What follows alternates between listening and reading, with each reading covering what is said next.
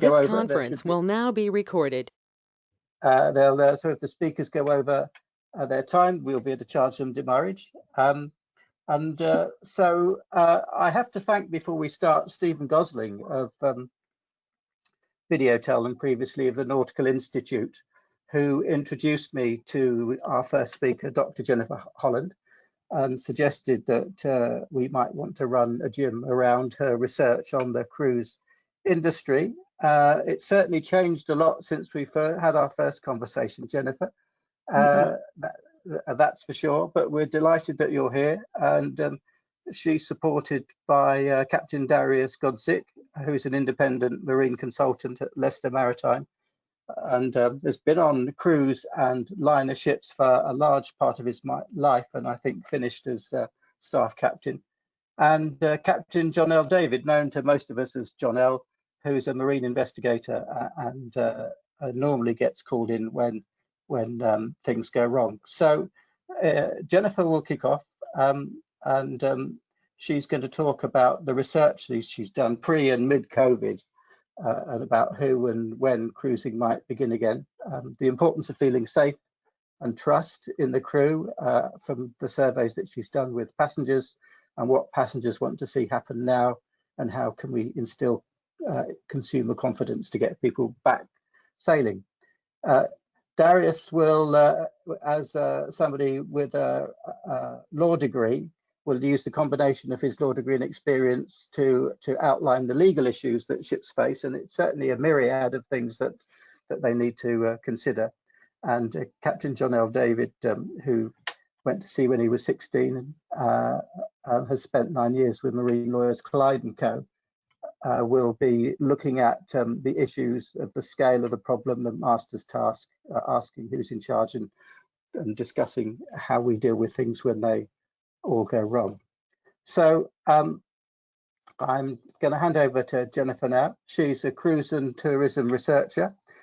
She's secretary of the Geography's Leisure and Tourism Research Group, and a research fellow at the Royal Geographic Society. She's got 20 years cruise industry experience, working both on board and ashore, and I suspect has got quite a lot of sea time during that period. She has a master's in tourism and a Bachelor of Arts in recreation, leisure and tourism. I also did a Bachelor of Arts in recreation, leisure and tourism, but it was mostly recreation, which is why I never got it. She's accompanied her husband at sea, and who's currently a staff captain on the Majestic Princess. So without further ado, Jennifer, delighted to have you with you, and over to you. Okay, thank you, Steve. I'm just going to switch over to my presentation. Okay, great. Can everybody see that? Yes, thank you. Okay, perfect. Let me just minimize that.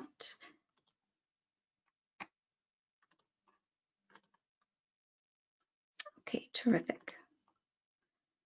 Okay, can you still see the Go Meeting window, or is that collapsed now? It's all good. Okay, perfect. Okay, well, thank you so much to the Nautical Institute and to all of the organizations sponsoring tonight for the opportunity. I'm absolutely delighted to come here tonight and share with you about my research, and hopefully be able to share a little bit of that insight with all of you in terms of what passengers think about risk on cruising. The information I'm sharing with you tonight is based on my PhD, which was in the UK, where I looked specifically at risk in cruising, and also some of my more recent projects that have been with Australian and UK passengers. So I also want to point out that the information I'm sharing with you tonight is not funded by the industry, so it's all very neutral, and I hope that you enjoy it and that everybody is able to learn a little bit as we go along. So before I get too far into it, I just want to point out, for those of you who aren't aware about the size of the cruise industry, so pre-COVID, the cruise industry was experiencing phenomenal growth. The last 5 years alone was seeing 20% year-on-year growth. And 2020 had been forecast to be the best year ever. There were supposed to be 32 million passengers take a cruise, which of course has ground to a halt. But also a lot of people don't realize is how robust the growth was, that actually every 47 days, a cruise ship was started being built in the shipyard. So that's pretty phenomenal. And the industry is, of course, said to be worth about 150 billion US. So it's pretty phenomenal. And now with COVID, it's absolutely ground everything to a halt. So we'll move forward. Oh, what's happening? Okay, so one of the premises that I want to begin with is there's a really strong relationship between feeling safe and trust and how that can reduce risk perceptions. And that's really key, because if something is perceived to be risky, people will avoid it. So whether it's real or imagined, risk changes travel decisions. And this is also really strongly influenced by emotion. So if we see something as having a negative outcome, we're going to judge the risks to be higher. So emotion's really important. Now, a lot of people that I spoke to agree and they accept that travel is inherent with risk. So they could, get hit by a bus crossing the road. They accept that. And what's really important to note is that the cruise industry has really been capitalizing on that for a long time, in that people see going on a cruise as a safe holiday, and they really trust the cruise lines and the officers to look after them.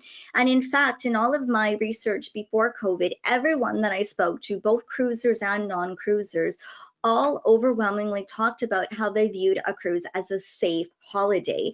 And what's really interesting, maybe for some of your cruise ship officers that are listening right now, is this was really fostered by seeing the officers on board doing safety drills or maintaining equipment. The passengers really noticed that, and they really took that to heart, and that made them feel safer, which is really good. Also, interestingly enough, when I spoke to UK passengers, they talked about seeing British officers also reinforced that feeling safe. So it's about something being familiar reduces risks. So when we go into Asia cruising, having more Asian officers would also increase feeling safe. So it does depend on the nationality. But it really is important about reducing the risk perception. I did a project earlier this year. I interviewed people who'd been stranded on board that were in quarantine on the Diamond Princess in Japan, or they were stranded at sea on various cruise ships around the world. Most of them actually did test positive for COVID, either on board or when they returned. And one of my participants actually ended up in a hospital in Tokyo for several weeks. But what really surprised me was how they all felt very safe at the time. And you can see some of the quotes there, that they felt safer on board than anywhere else in the world. And one gentleman even said it was his best cruise ever. And that really surprised me, given the context of what was happening. But what's really surprising is this is now changing. Even experienced loyal cruisers are no longer seeing a cruise as the safe holiday that they once saw. There's some statistics for you up there. So when the lockdowns first started happening in April, there was actually a big surge in bookings, because people suddenly felt closed in, and there was all this demand for holidays, and people wanted to have something to look forward to. And then as it continued on, it began to creep down a little bit. CLIA did a study, a tiny bit of a dip, but again, still mostly people wanting to go on another cruise. But then as the year continued on, we're starting to see disheartening results, like 25% say they'll never travel long haul again, which is quite sad. What I'd like to do, though, is spend a bit of time talking about my latest study that I'm involved with right now. And we interviewed people through April and May, and we're investigating between UK and Australians how their willingness to cruise has changed and how it differs between the two countries. And it's actually really significant. We explored 9 different cruises, 9 different risks, so you can see them all listed there. This was the most comprehensive study that's ever been done on cruise passengers and non-cruisers. And we looked at age, we looked at gender, we even explored which cruise brands they'd been on to see if there was any kind of relationship. We explored what destinations they'd been to, trying to look at different personality traits to see if their risk tolerance was different, if they, more risky, open people would travel to different places. But what we found overwhelmingly is that almost everybody across the board in the study feels that cruise ships are full of illness, they're sick, they don't want to get on board. We heard phrases like giant incubators, petri dishes, or even cesspools of filth. Some people had called cruise ships that. So there really is a strong emotion attached to that, where people are just terrified to be exposed to COVID. Our results found that people are going to be waiting a lot longer than perhaps other studies may be suggesting. We found people are really waiting until there's a vaccine. Unsurprisingly, health was the most important concern. What was really interesting, though, is that within the UK, they're anxious and they're reluctant, but they trust that everything's going to be okay if we all just follow the rules. But the Australians are angry. They're very angry, and they're angry at the cruise industry. And that's going to be something to overcome, which is very different than what's happening in, say, the US or different areas. As you can see, everyone is less positive about cruising. They're much less willing to cruise. And even within that, there was a tiny sliver where the UK were a little bit more willing to hold on to their bookings. What really surprised me, though, was that 47% of our people that we surveyed, they don't think the cruise lines will look after them if something goes wrong. Now, if we think back to the last slide I just showed you, in that the cruise industry has really developed and expanded because we think of a cruise as safe, this is really important to address, and this is something that's really going to be significant. What we did find interesting was that age was generally irrelevant in terms of these statistics. Everybody felt this way, felt very negative about cruising. And non-cruisers, so these are the people who haven't been on a cruise and typically don't want to go. COVID isn't really that important to them. They already hate cruising and they hate the cruise industry. So for them, COVID is simply confirming their dislike of cruising. Now, this may not be that surprising with the Australian results, given the Ruby Princess debacle that happened. The first deaths in Australia were from the Ruby, and last I had read, there was 28 deaths associated with the Ruby. So there is still quite a strong feeling. And even with the Ruby Commission coming out and exonerating Princess to a large degree, the word and on the ground and the feeling is that it doesn't matter. They still really hate the cruise lines in the industry. So what does that tell us moving forward? So when or how will people cruise again? Well, people want to cruise closer to home, so there's a lot more opportunities there. And what's really great for the UK here is that we have about 40 different ports that will accept cruise passengers or set up for the infrastructure. So that's really great for the UK. So there may be opportunities there. People want to avoid flying. Obviously, they want shorter cruises. They want to book last minute, and they want to book direct with the cruise lines because they're worried about not getting their money back. What's also really significant is now the cruise company is going to be far more important. They are going to be researching the protocols and the health measures, and the reputation of the brand is going to be more important than ever. And what I found really interesting is that people are more willing to pay an extra fee for a higher level of cleaning and sanitization. And that's being seen across the US at hotels, and with airlines, people are willing to pay more. People will also be looking to book bigger cabins with balconies. Unsurprisingly, they're worried about being stuck in an inside cabin. But also, people will cruise sooner if the deal is sweet enough. And we've seen this after terrorist attacks, like after the Paris attacks. If the deal is good enough, people will go back to that type of holiday. So what needs to happen now? Well, I think that the widespread media narrative of cruise ships as petri dishes and unsafe was not challenged enough by the cruise line and by the industry. There was very little public response that I saw, and many people have commented on this. And we really need to do a better job of communicating the incredible health measures that the cruise industry has always done and how they're enhancing and developing them now. We need to be much more transparent and show what's being done, in terms of prevention. Right now, particularly in Australia, people are questioning how trustworthy the cruise lines are. It's brought into question, issues around taxation, the opaque flags of convenience. How does that work? People are starting to ask questions now about the reputation of the industry. They're asking about working conditions for the crew, environmental sustainability. All of this now is at the forefront, where it used to be very few people were thinking about that. People are going to be expecting to see temperature checks, cleaning, and signage, but they want to see enforcement of rules because they don't trust the other people to wash their hands. But above all, they just want reassurance. I think at this point, the cruise industry really needs to share this legacy of experience and professionalism. Some of the passenger shipping companies have been operating for over 150 years. They've survived the Spanish flu, world wars. They've survived many outbreaks of norovirus, legionnaires, measles, H1N1, many different outbreaks. So we just need to get that across, that we've been able to persevere and overcome all of those. And right now, the cruise sector should be a leader for the global industry in showing how travel can be restarted safely. And a lot of airlines and hotels are looking now to the industry to see what's happening with the lines that are restarting. So I'd like to thank all of you for your time, for listening, and I'm happy to answer any questions now or later, or you can always feel free to email me or follow me on Twitter for the very latest in my research. So thank you. Jennifer, thank you very much indeed for a very concise presentation. Lots of really interesting nuggets of information. I mean, 5 years of 25% growth and 32 million passengers expected this year is phenomenal. And even at the time, people thought they were safe even when they had COVID, but now that's changed dramatically.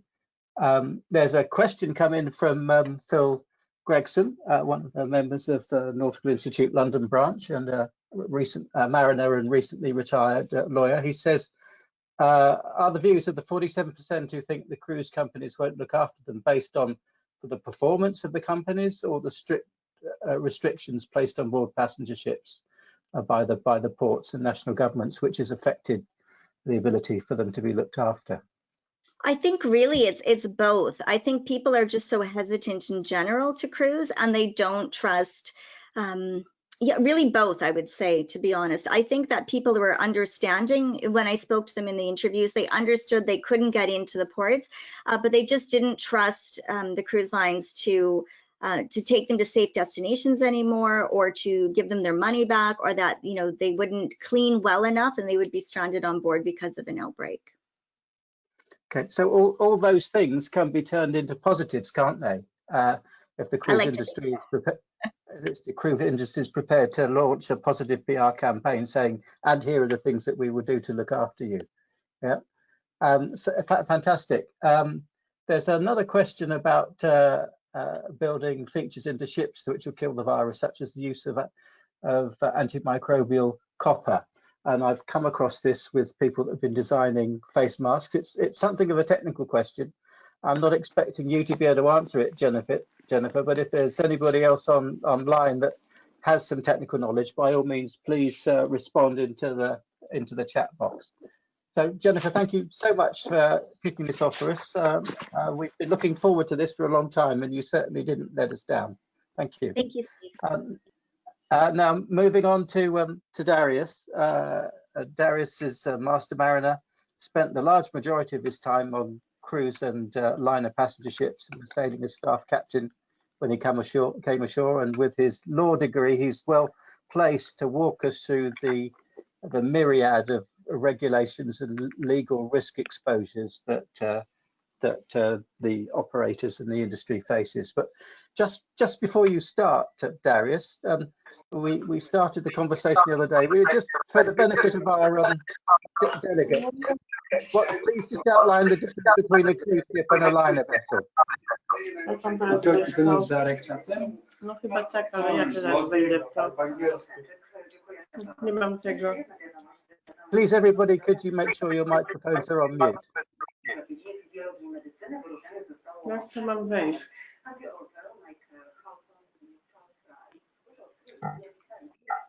Ale już ucichło? Tak, bo w ogóle nie mam tego maila, gdzieś mi wyrzuciło. We are still getting some background noise, so please check your microphones.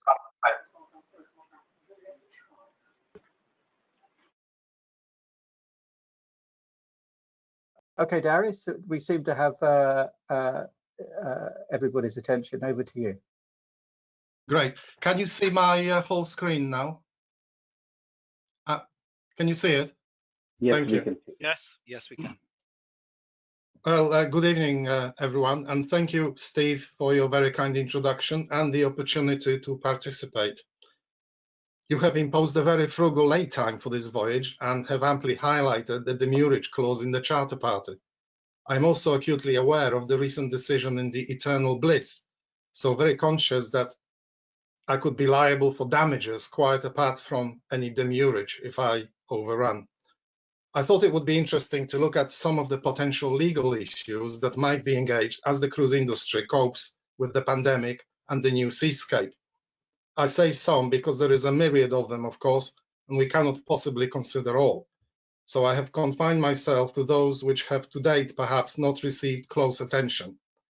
My presentation will probably raise more questions than provide answers, but in a way that may not be a bad thing.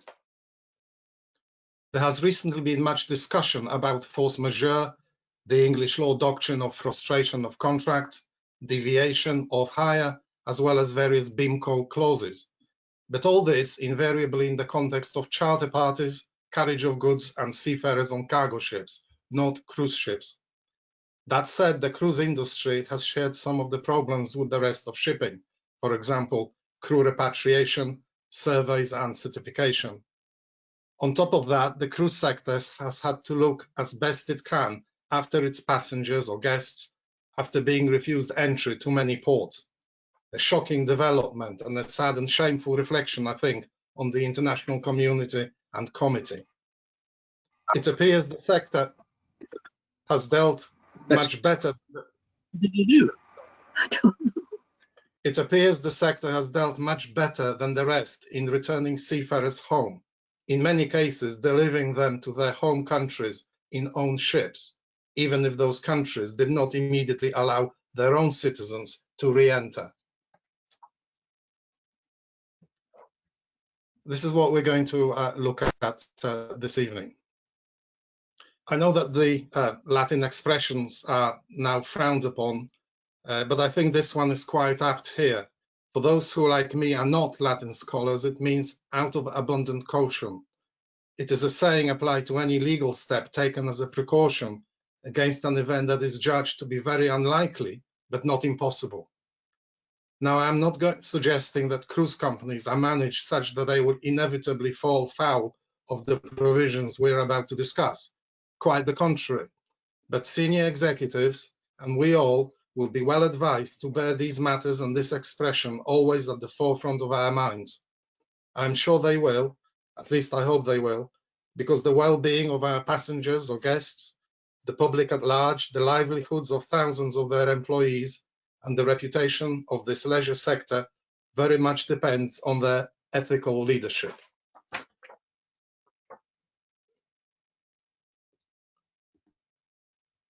So first, let's have a look at the international law aspect. Recent events have shown a light on the limits to which we can rely on international law.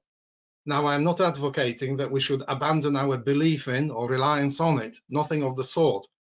But it is interesting that at the beginning of the 19th century, the philosopher John Austin questioned whether international law was in fact law at all, in the sense that there was no one sovereign over and above it, able to enforce it by sanction or punishment, as in domestic municipal law. Accordingly, international law is now said by some to suffer from the Austinian handicap. Although we still hear of demands for international law to be enforced, by analogy with a national system, long before the pandemic, Professor Vaughan Lowe, QC, advocated that the more correct and helpful notion would be to think of international law as being implemented rather than enforced. As he says, international law cannot secure its own enforcement. If a state is set on ignoring its legal obligations, other states can impose sanctions upon it, and individuals may impose their own boycotts, but no law can itself compel a state to change its behavior. On the other hand, although it may not seem like it today, Professor Malcolm Shaw tells us that states do generally observe international law and violations are relatively rare. Sadly, recent treatment by various states of seafarers generally, and everything to do with cruise ships in particular, has amply demonstrated the harsh reality of one of those exceptional times. Yet it may well be that what has happened here is not that international law has been violated, but that the relevant international treaties have been drafted in such a way, whether intentionally or unintentionally, as to leave doubt and room for maneuver in interpretation. Treaties often leave states with what is known as a margin of appreciation. Compromises are necessary if a treaty is to be concluded at all, and concluded within a reasonable time. The United Nations Convention on the Law of the Sea contains many such compromises and still took 10 years to accomplish, and a further 12 to come into force internationally. And yet it has left many tensions unresolved. Maybe it is not the law that is the problem, but the political reality of today. Those beautiful verses of John Donne, that no man is an island entire of itself, could today be counted by those of Antoine de Saint-Exupéry, that every nation is selfish, yet every nation regards its selfishness as sacred.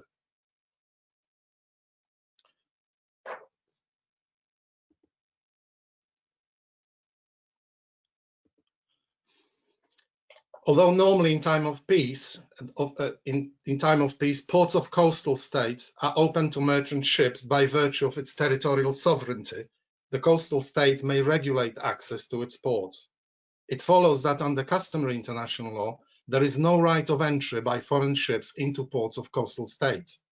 And by Article 25 of the United Nations Convention on the Law of the Sea, in the case of ships proceeding through the territorial sea to internal waters or a call at a port facility outside internal waters, the coastal state also has the right to take the necessary steps to prevent any breach of the conditions to which admission of those ships to internal waters or such a call is subject.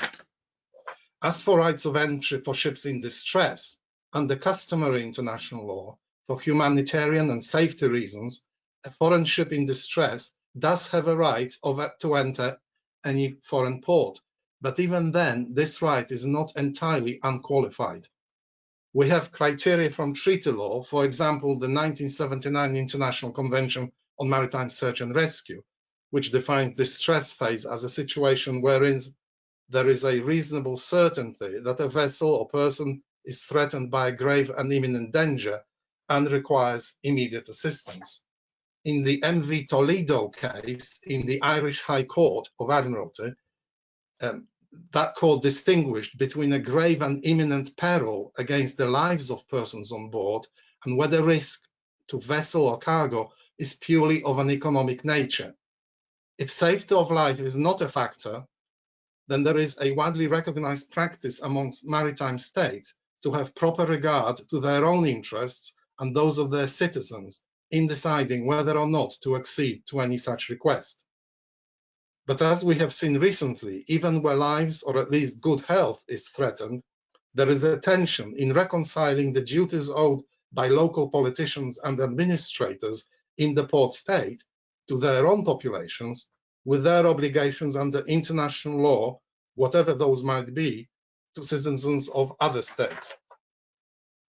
Under the International Health Regulations 2005, SARS was meant to be a wake-up call. Implementation of the IHR was meant to have the world better prepared for the possibility of a pandemic. But in implementing the International Health Regulations, it is a collective responsibility and depends on the capacity of all countries to fulfill the new requirements.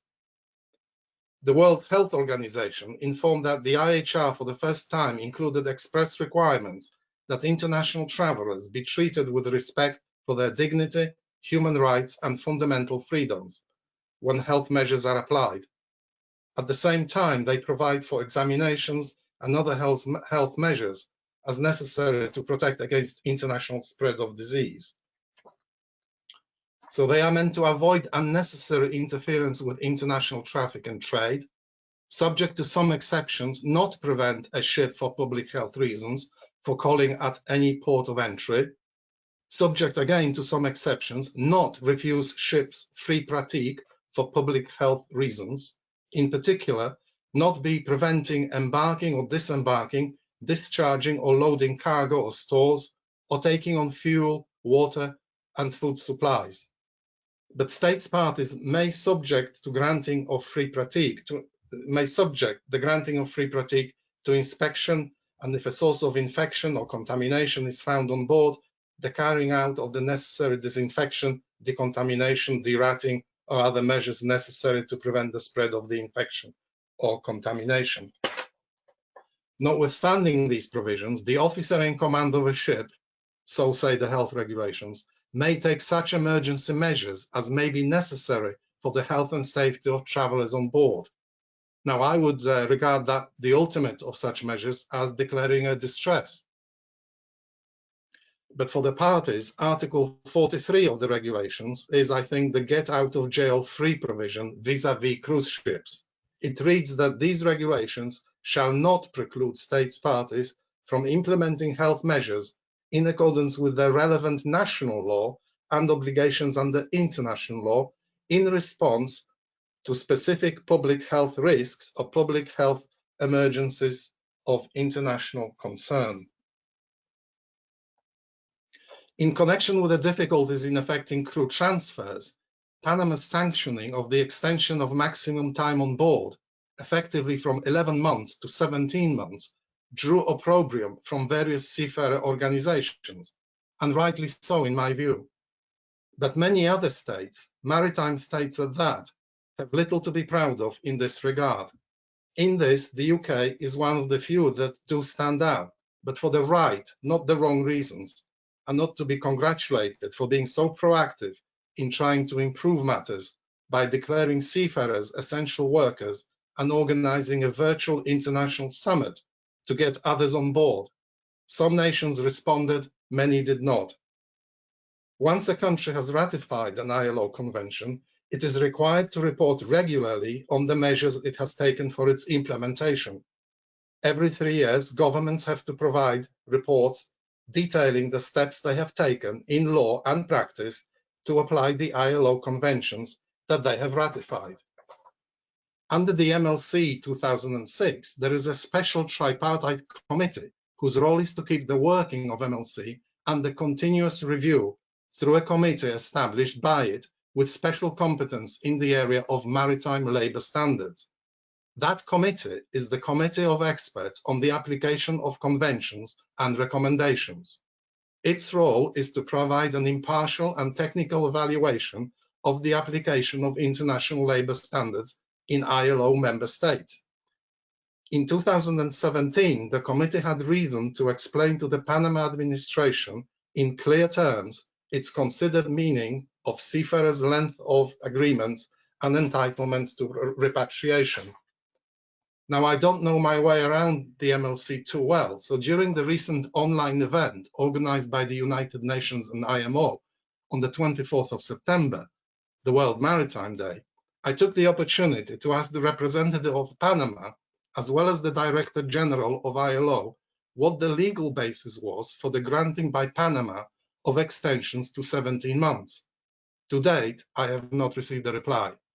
It seems not everyone is as nice and obliging in answering legal queries, and some barristers in Chancery Lane are.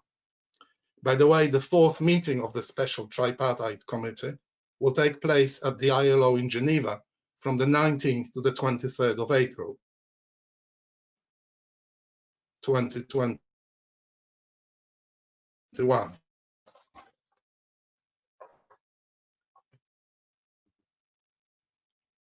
Moving on now to various matters and matters that it would be prudent to bear in mind prior to resumption of cruising. And the first one of those sounds quite drastic. It's the corporate manslaughter or corporate homicide in Scotland. Just as the creation of the ISM code, it was the sinking of with a huge loss of life of the passenger ferry Herald of Free Enterprise, which resulted in the amendment to the criminal law in this country to create this offence. It was brought in to ensure that there were effective laws in place to prosecute organisations where they have paid scant regard to the proper management of health and safety with fatal results. The court also has power to make publicity orders in addition to any fine. The prosecution must prove that there was a gross breach of the relevant duty of care. The threshold is very high and would certainly not be reflective of failure of standards in any cruise line with which I am familiar. Quite the contrary. But the relevant factors for the jury in establishing the gross breach could be whether the company failed to comply with any health and safety legislation. If so, how serious that failure was, how much of a risk of death the failure posed, the extent to which the evidence shows that there were attitudes, policies, systems, or accepted practices within the organization that were likely to have encouraged any such failure. The contents of any health and safety guidance that relates to the alleged breach is taken into account as well. Evidence of failings which are unrelated to the fatal incident may be relevant insofar as they show a poor attitude to health and safety within the organization. Evidence of a previous near-miss incident, a failure to follow the organization's own written procedures, or evidence of cost-cutting may all be relevant. Reading this, one can better understand why safety managers at my former employers laid such great stress on full and open reporting and thorough investigation of even what seemed like the most trivial near misses, and insisted on having frequent and regular safety conversations and continual safety training, including in matters of health and hygiene. Senior management is wider than the former test of the controlling mind of the organization and is not limited to directors or equivalent. Those who play significant roles will include executives and managers at the top of the organization, but could also encompass other managers, dare I say, the captain and shipboard managers. We'll just surf over this one. It's self-explanatory. Directors under the Companies Act have certain duties. Mainly those duties are owed to the company itself. So it's a general requirement to bear in mind. But then the company will have obligations to its employees and society at large. It may, in fact, it should have an ethics policy. The Merchant Shipping Act, again, pretty self-explanatory, so we'll move through this one quickly. But just to underline that when it comes to seaworthiness, Section 42, there, the obligation towards seamen in seaworthiness, the owner, master, every agent charged with loading, preparing the ship for sea, or sending the ship to sea shall use all reasonable means to ensure that seaworthiness of the ship for the voyage at the time when the voyage commences, and this is very important, and to keep the ship in a seaworthy condition for the voyage during the voyage. So it's not just at the before and at the beginning of the voyage. Under the Merchant Shipping Act, it's throughout the voyage.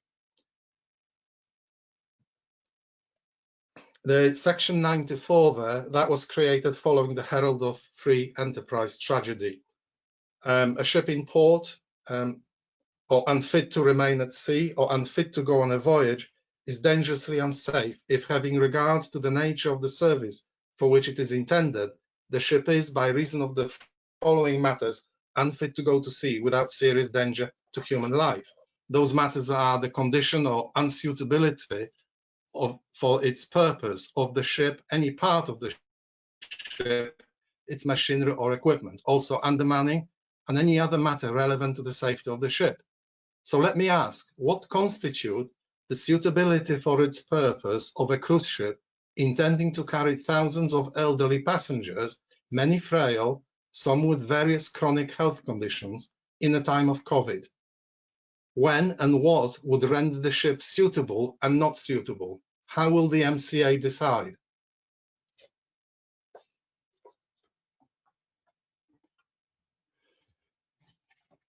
Some other matters to consider, and the first of these is seaworthiness. What is seaworthiness? The definition comes from the 3rd edition of Carver, and it was confirmed in the Blue Star Line case and the other case there. And it is that the ship must have that degree of fitness which an ordinary, careful and prudent owner would require his vessel to have at the commencement of her voyage, having regard to all the probable circumstances of it. If the defect existed, the question to put is, would a prudent owner have required that it should be made good before sending his ship to sea, had he known of it? If he would, the ship was not seaworthy. Recall, if you will, that under the Merchant Shipping Act we've just seen, maintaining of seaworthiness is a continuing obligation throughout the voyage, not only at its commencement. So this is just one definition of seaworthiness. There are others, we'll come to them. Note also that whilst the ship does not need to have the latest all singing and dancing equipment in order to be seaworthy, as knowledge develops and standards are enhanced, that requirement also commensurately increases. It must be judged by the standards and practices of the industry. So what are those standards now for cruise operations? Who is going to set them? Do they need to be approved? And if so, by whom? Think back also to the international law and rights of coastal states and port states, not simply flag or industry standards. Note the proposals from the International Chamber of Shipping, UK Chamber of Shipping, CDC in the United States, and CLIA, the Cruise Line International Association.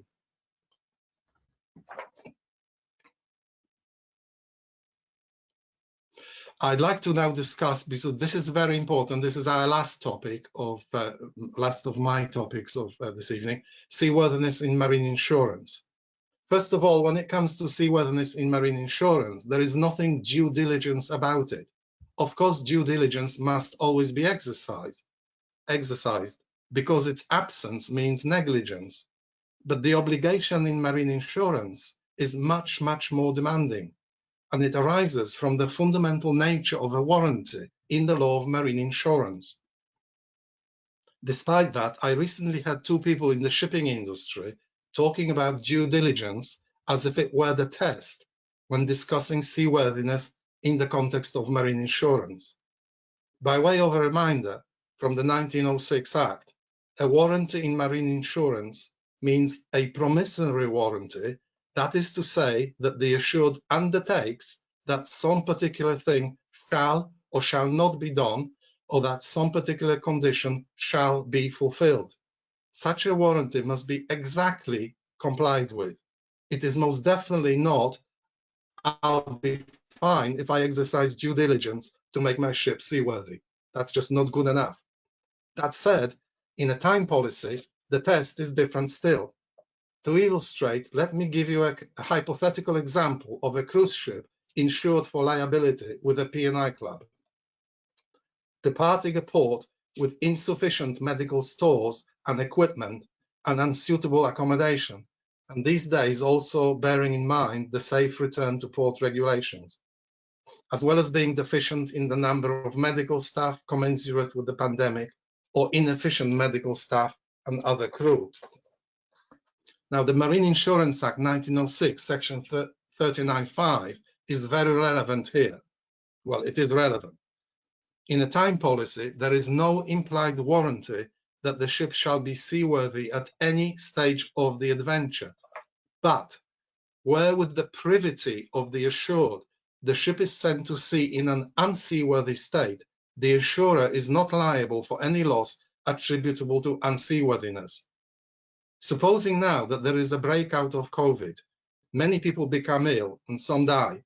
Assuming they manage to prove causation, of course, that's quite a step, but assuming that they manage to prove causation and the company is found liable in damages, will the cruise line be indemnified by its insurer, or will the insurer have a defense on the basis that the ship sailed unseaworthy with the privity of the assured cruise line?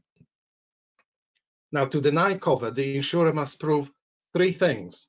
First, that the cruise ship was sent to sea unseaworthy. Second, privity, which means subjective knowledge of the assured cruise ship owner.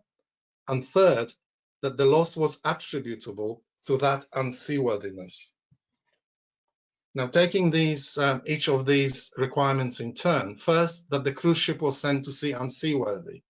And for marine insurance purposes, there is a different definition. It's a statutory definition of seaworthiness. A ship is deemed seaworthy when she's reasonably fit in all respects to encounter the ordinary perils of the seas of the adventure insured, and the term perils of the seas refers only to fortuitous accidents or casualties of the seas. It does not include ordinary action of wind and waves. So is a cruise ship unseaworthy if she is not fully medically equipped, stored and staffed? The case law says, yes, it is unseaworthy, and that's been the case for the last 220 years, the case of Wolf and Claggett. The Merchant Shipping Act and SOLAS ISM code and MLC 2006 are also relevant to this. Second, the privity. It means subjective knowledge of that specific unseaworthiness. In other words, the causative unseaworthiness. Furthermore, the assured cruise ship owner's knowledge must be actual, not constructive. And it must have knowledge not only of the facts, but also that those facts rendered the ship unseaworthy. And blind eye knowledge will also suffice, because blind eye knowledge is actually knowledge. It is not negligence in not knowing. It is actually knowing but pretending that you don't. Now, I don't intend the following to be in any way disparaging, patronizing, or pejorative. But given the background of most of them, that is, they're not admiralty or even commercial shipping lawyers, how would the average senior cruise line executive know the above that we've just discussed? One of the most senior of them, when giving evidence to the Senate Committee on Commerce and Transportation during oversight of the cruise industry hearings, declined to comment substantively when asked about the US Death on the High Seas Act of 1920, stating something to the effect that she was not a lawyer, so could not discuss it. So how would they understand their obligations under English law of marine insurance if English happened to be the governing law? Of course, in honestly not knowing, the insurer is denied defense to a claim. And the third, that the loss was attributable, the third thing that the insurer would need to prove is that the loss was attributable to that unseaworthiness. In other words, the causative unseaworthiness. We're coming towards the end now, don't worry. But how do we determine who is a large corporately structured cruise line, who in such a cruise line is the assured ship owner whose knowledge is the relevant knowledge? Well, this is determined by rules of attribution. And for section 39.5, it's the specific rule of attribution, which means that one must focus on the decision-making process and draw a circle around persons involved in decisions of sending ships to sea to ascertain where the control lies. But who can identify in a large cruise line who it is or who are those who send the ship to sea and can also be said to be the assured ship owner? Who is it? I don't know. I mean, at what point is the ship actually sent to sea? Who does it? Who says go to sea? Is it when they produce the brochure? Is it later on? And remember, it has to be the senior management, not a superintendent. Master's knowledge is absolutely not to the point. Neither is the superintendent's. Is the knowledge of the DPA knowledge of the company? No, it can't be, because the DPA is the one who reports to the senior management. But that said, if the DPA has knowledge of unseaworthiness, he or she must pass it to the highest level of management. If that is then ignored, that may amount to blind eye knowledge. In any event, the evidence that this could be evidence that the safety management system is not working, leading to a non-conformance with the ISM code, and therefore possibly an illegality under the warranty of legality. Now, always read the policy, because what I've said comes from the Marine Insurance Act 1906, but the parties are always able to provide otherwise. So always read the policy. Darius, can I ask you just to wrap up now, please, because we are running out of time. I'm about to. Okay, I'm so sorry. Just last page. So that's the position with respect to P&I insurance, but the same principles apply to hull. Supposing the cruise ship is sent to sea with the medical team not fully and properly staffed and resourced for COVID, which leaves them fatigued and unable to cope, which leads to an inadequate response to an outbreak. as a result of which the navigation and technical teams are badly adversely affected, resulting in a collision, grounding, stability, or blackout issues, or fighting a fire. Need I say more? Now, why have I taken you through this hypothetical scenario? Because as I hope you will have seen, under time policies, which are the usual policies, insurers have hitherto not had much success defending claims. But with COVID, I venture to suggest that in a suitable case, they may well come as close to success as never before. For it will now be very hard for an assured cruise ship owner, even a corporate one, to say that they had no knowledge that a cruise ship which they were sending to sea was deficient or inefficient in medical equipment, stores, staffing, procedures, and in all and any causative respects, and that they did not know that this amounted to unseaworthiness. It may become very hard indeed for them to deny it under expert cross-examination. Now, you may be relieved that we have safely arrived at the last slide, and I finally in my port of refuge. And since we have been considering safety and seaworthiness, let's end with this riddle that you see there now. Thank you for listening. Please don't shoot the messenger, and I look forward to the debate and any questions you may have. And I'm sorry, I am due for demurrage and damages as well. I'm sorry, but thank you for listening and paying attention. Darius, thank you so much for leading us through some very complex issues and arguments without enough time to deal with them in the detail that's normally necessary, but that's very much appreciated. We'll leave the question about whose decision it is about sending a ship to sea for our Q&A, and without further ado, as we are running a bit late, I'm going to hand straight over to Captain John L for his presentation as he draws everything together.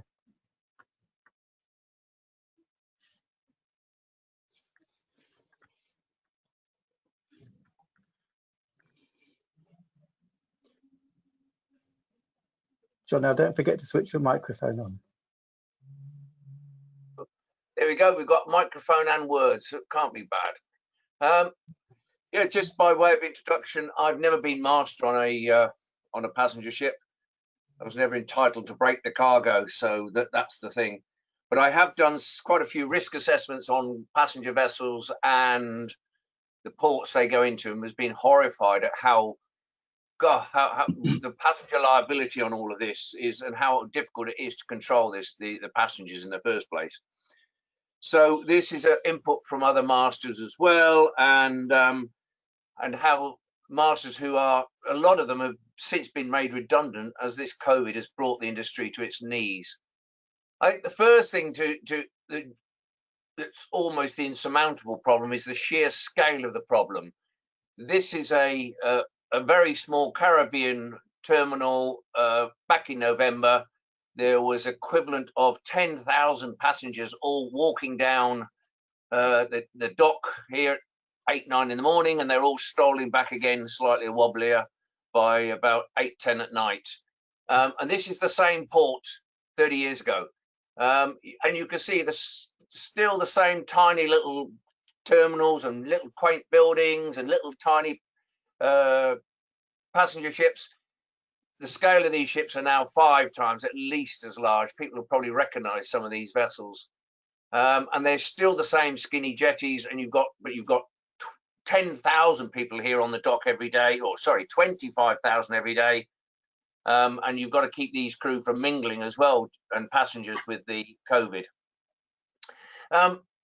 Brief introduction. Passenger vessels, hugely complex, diverse operations to run, manage and police, and especially to keep safe at the best of times. So I'm going to just talk about the enormity of the additional problems of trying to run a vessel in this era, as per the masters who've oh, hang on, I don't do that. I've spoken with. The different types of passenger vessels alone, just before we even start off, is going to be different management skills. I've got the loose passenger vessels descriptions, sort of by my descriptions, in order of the problems that COVID will do. First and foremost are what I would call the weekly cruises, which are 5,000 passengers, 2,000 crew, running typically out of Miami, running down to the Caribbean on a weekly round turn basis. Very rapid turnarounds at each end, and 12 hours maximum in each port, 10 hours in each port. Then there's the cruise ferries, which is about 1,000 passengers. The mail ships, I'm talking about the companies that use them down in Norway, for particularly the Hurtigruten vessels, where they are first and foremost the main transport between the various ports, many of these tiny little isolated ports, but now they've beefed it up with passengers, and they are truly luxurious vessels, a great run to go up and down that Norwegian coast. Then there's the world cruises, 400 passengers for 150 days, and you can see it starts at $50,000 pounds each passenger. There are suites on board for 200 grand for that trip, but I don't know if it's 200 grand per passenger or per suite, but still an awful lot of money. And if you're paying that sort of money, you're going to want a lot of stuff. And then there's the exped cruises, 400 passengers, 300 crew, those that typically run up into the Arctic or down into the Antarctic, or even up the Amazon. And again, they will require a different COVID policy on board than the vessels who are going into port once a week. Then master's task, basically the amenities on these liners now: bars, restaurants, pubs, casinos, cinemas, gyms, spas, swimming, surf pools. And the best things I've seen is ice rinks and dodgem cars. You kind of just wonder who decided to put a dodgem car on a ship out at sea, but hey, and an ice rink, they could put them both together. And then there's beauty salons, hairdressers, nail bars, souvenir shops, all this stuff. Theatres, glitzy shows, karaoke, Star Trek parties. There's that one that caught all off down the Chilean coast. There was there were 100 dentists and doctors on board doing some conference, and you've got all these lots sculling around between each other. And as we will all appreciate, COVID England has had the most enormous problems trying to get any one of these operations up and running. You know, just how many people can go to a wedding, how many people can go to a nail bar, how many people can go to a cinema, and we have had the most enormous, just one at a time. And the old man of a passenger ship has got to deal with all of this lot, every single one of them. And then you're going to put it on a moving deck, and you've got somewhat entitled, excited passengers far away from home. And then there's the sanitizing and social rules required. Who is in charge? Someone's already alluded to this. Who is in charge of all this lot? The vessel's flag, the Bahamas, as of this morning, there was 89 passenger cruise liners out there with more than 10,000 deadweight, which is an odd way to measure it, but I couldn't think of any other way of doing it when I was looking at Sea Searcher.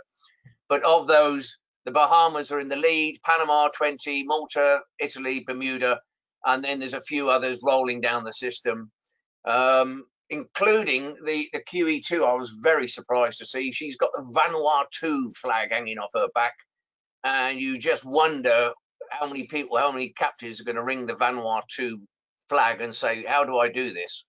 What do I do about COVID? And then there's the question about the nationality of the charterers. Where was the ticket, the passenger's ticket issued? Then you've got the World Health Organization, IMO, ICS, EU, the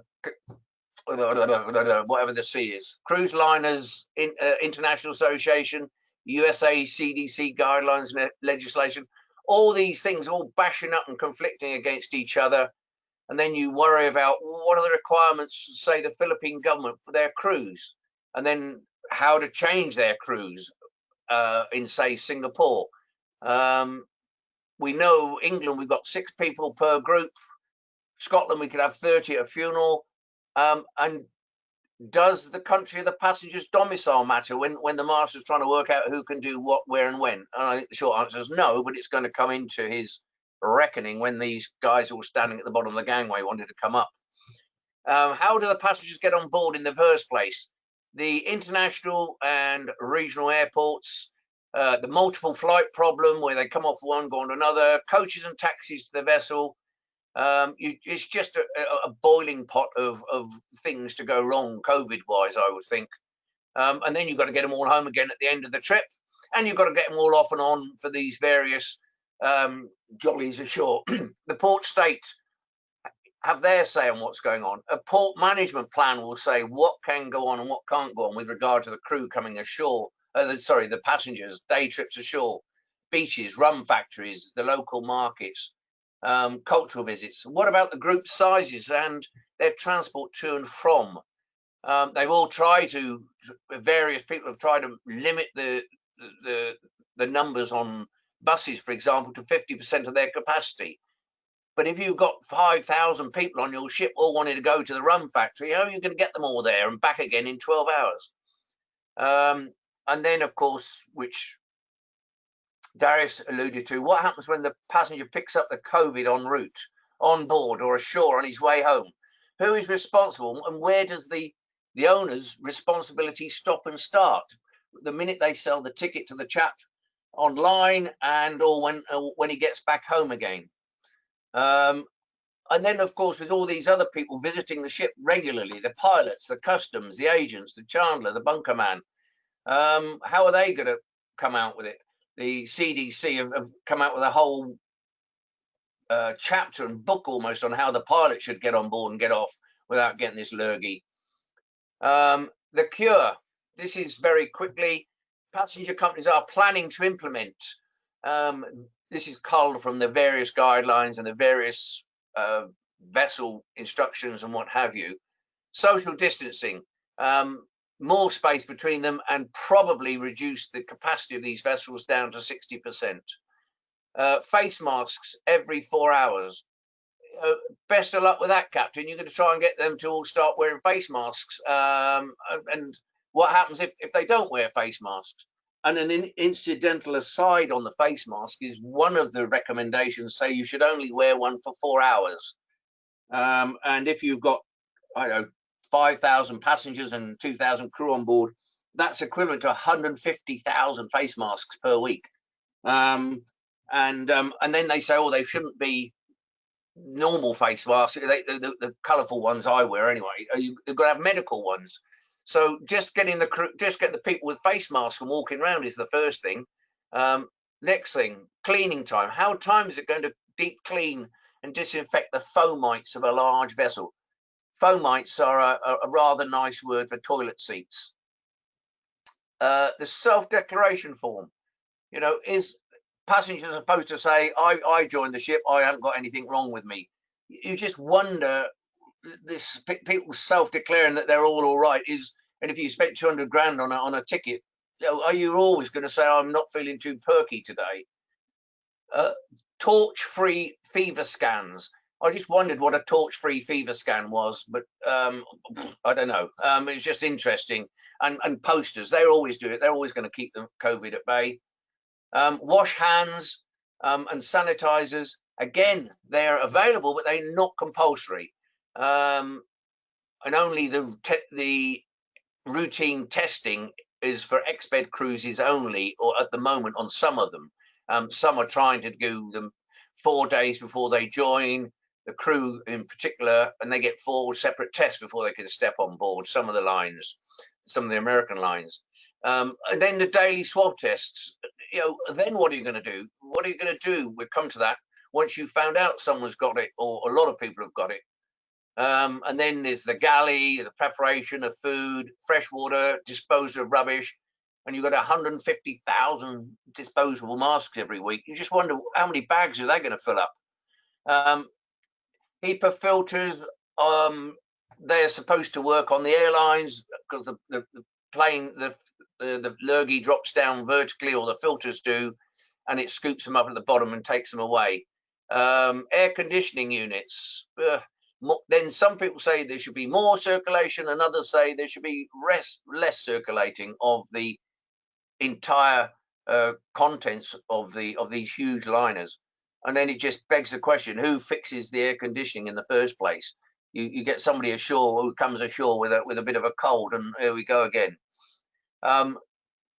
Passenger ships have almost exclusively excluded all inboard cabins these days, and there are talk of on the shorter cruise anyway, for the crew basically to clean their own cabins. They get the towels at the start, and that's it. A week later, that's it, they're out. Track and trace, that's another sort of thing that they're trying to talk about, trying to instigate. But then what happens when that chap goes ashore, or all of them go ashore and go to meet somewhere that hasn't really got it? The increased appropriate medical facilities on board. This is quite interesting because the doctors, more medics, more hospital beds, more isolation units, and heaven forfend, more morgue spaces. Darius talked about that, the seaworthiness. And it looks to me, you think, oh, well, that's a good idea. We better put more morgues on board for the crew, but then for the officers or for anybody, you know, the passengers. But then if you need more morgue spaces, is going to see that it might kill people, you start to wonder about, is this really a fortuity? Is it really an insured peril when these crew or passengers start falling over? Is it really, should you really be putting more doctors on board and then setting out to sea knowing that they might get the lurgy? Crew changes in Singapore, I think we've all seen this picture. This is probably the quickest way to stop COVID from spreading around on a passenger ship. But then again, when can these guys, when can they take their silver suits off? Are they allowed to take them all the way home, or do they have to just chuck them off when they get to the bottom of the gangway? Well, this lot is in the airport, Singapore airport, I think. But obviously the passengers are not going to be too keen on this, let alone the crew. When an outbreak occurs, because I'm thinking it's inevitable, it will do in the next few months, who will let the infected vessel berth, and why will they let the infected vessel berth? Why would Chile allow the Veerdam or the Dutch one, and why would they let her in? And when would they let her in? They ummed and ahed for the longest time, and same with the Japanese one. And then by the time the crew get in, the passengers were off, but the crew weren't very well about it at all. Ports of refuge. Again, Darius talked about it, you know, that they're obliged to let them in times of strife and disaster on board. But we've all seen people just do not want any vessel going into their lovely little port with a problem, let alone with COVID. You just imagine they're not really too keen on that. And one of the recommendations in the US Coast Guard is to actually you keep the people on board. And even if you could get them ashore, it's unconscionable they'd even be able to cope ashore. The Bahamas, for example, you know, how would some small place in the Bahamas cope with 5,000 passengers, 1,000 passengers, however many's got this disease? 700 was on one of them. They can't even cope with their own problems, let alone with how a cruise liner on one berth and 3 more on the other berths, all with their problems. The local and international politics, again, Darius talked upon that. Who says who shouts loudest, shouts last. Who's going to pay the costs, the medical costs, the repatriation costs, the off-hire costs, the deep cleaning, and who's going to cover for the less passengers? And then what about the crew? What about the crew in all of this lot? And the inevitable class action suits from the litigious in this world. Although the American law, it's the death at sea law, whatever it's called, means that a lot of the carriers out of the American ports tend to be slightly off the hook. Righty-ho. How do we keep the fleet afloat for the next 2 years? Hurtigruten has had 2 goes at resailing, and the Costa Cruise have got 2, 3 out now, of 3 I think today. All these ports are not letting people in. Cruise liners are selling, scrapping and repurposing. And to be short, COVID is not plain sailing. It's not going to get better for a long time. And I think that we're still going to be struggling with this, with half the industry in 2 years' time. The end. He's up here somewhere. I can't see how to get on. Well, Captain Jonell, thank you so much for your usual earthy presentation, clearly pinpointing the issues that the industry faces. And certainly those that have to do the risk assessments to deal with the issues that you've highlighted there have got some challenges that they definitely face. So thank you to the three presenters. It's been excellent and certainly solved some of the problems, but raised a lot more questions. Before we hand over to some Q&As, I hope you've all managed to find drinks to see you through the presentations in true HQS Wellington style. I did manage to have a quick chat with Michael McCarthy in Ireland last week, who's the chairman of the European Cruise Association. And he very briefly ran me through the process that the industry is going through to have the right checks and balances in place, which is a lot more about prevention rather than dealing with the outbreaks on board. And the process that they go through from the time of booking right through until a passenger gets home is really very complex now and very thorough. But of course, in the interim period, we're seeing that a lot of cruise lines are looking at sticking to single country cruising. So you have people from the one country boarding at a port in that country, and they may visit other ports in that country. So that effectively, they're just a mobile bubble from that country as they go around their cruise, which should make things a little bit easier.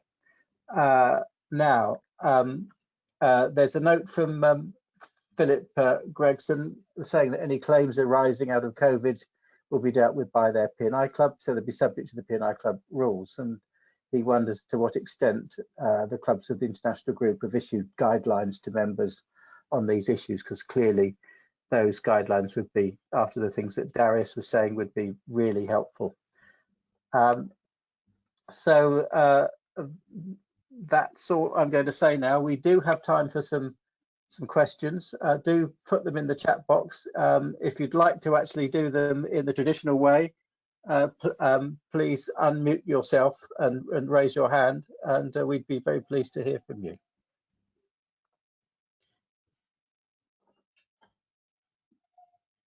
While we're waiting for people to gather their thoughts together, Jennifer, can I ask you, have you got any observations you'd like to make from the two previous speakers? Please unmute yourself.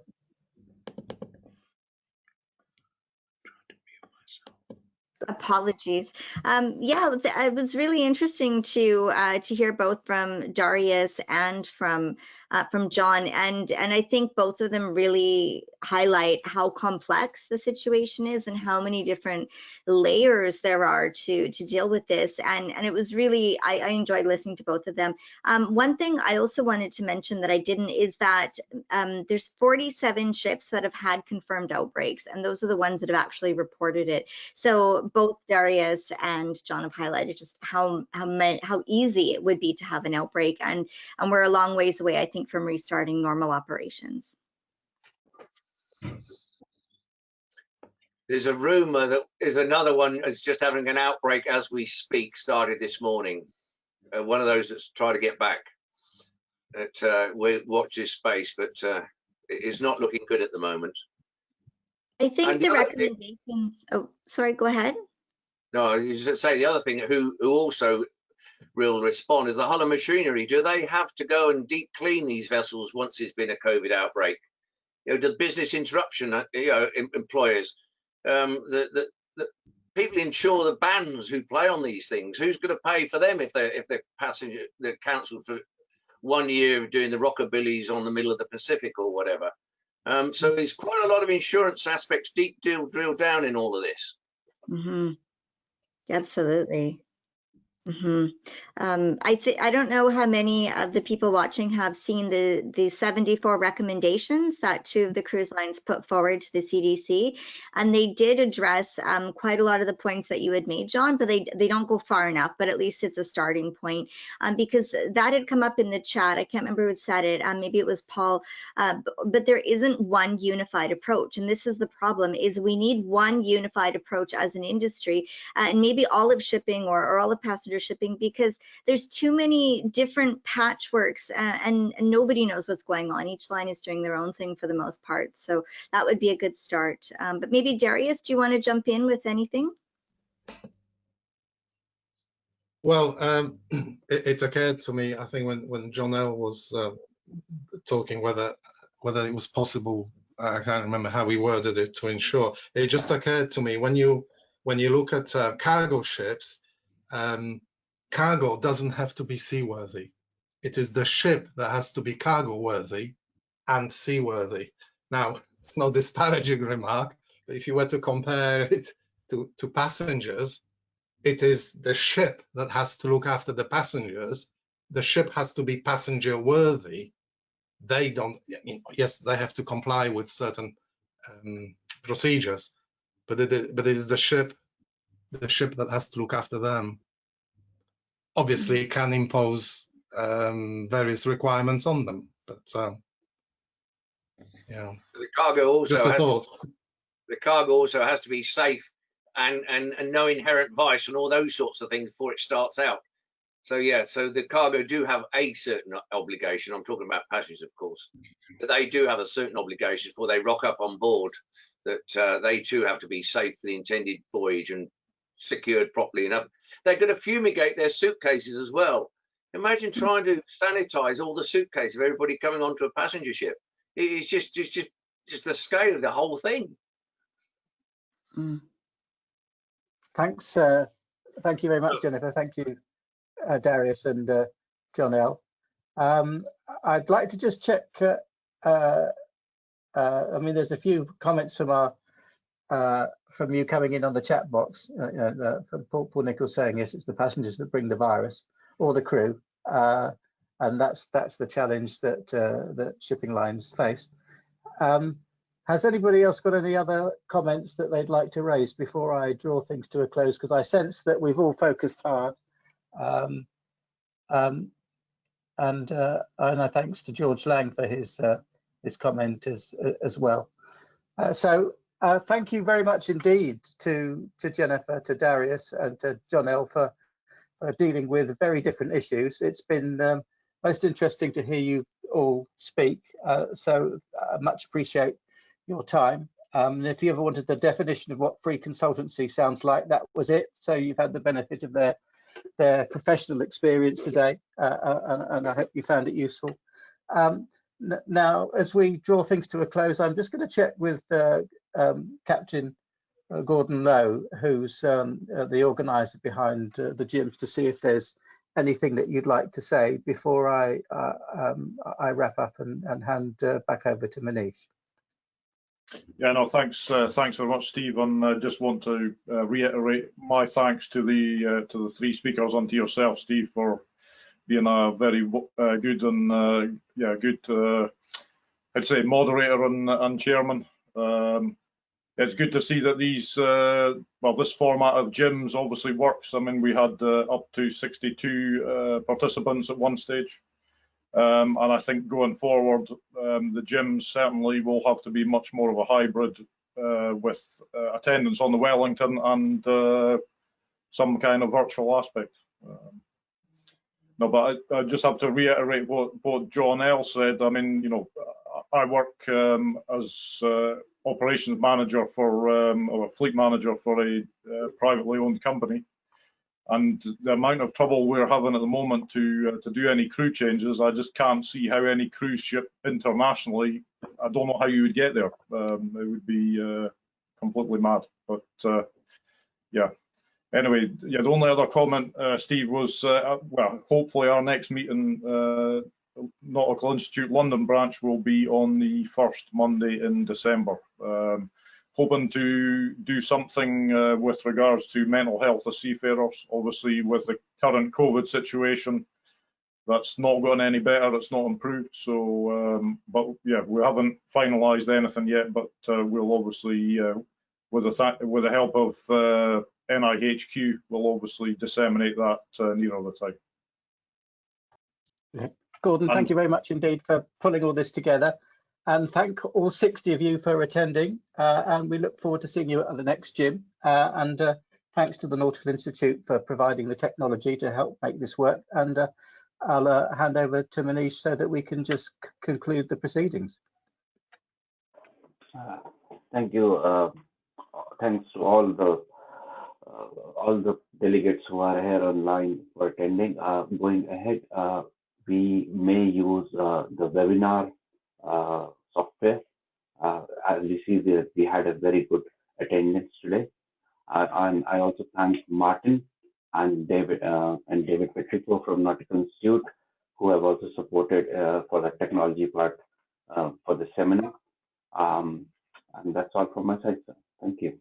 I wish you all a pleasant evening, and see you on 1st December.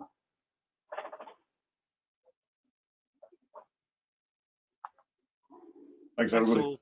Thanks, everybody. Thank you. Bye.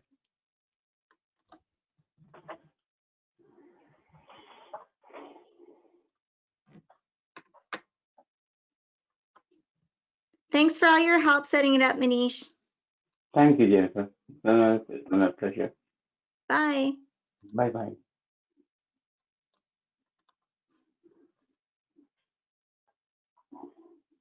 Thanks, everybody. Look forward to talking to you soon. Take care. Thanks, Manish. Thanks, everybody. Thanks, John. Thanks, Darius. Hey, George, long time no see. I've got a big demurrage claim.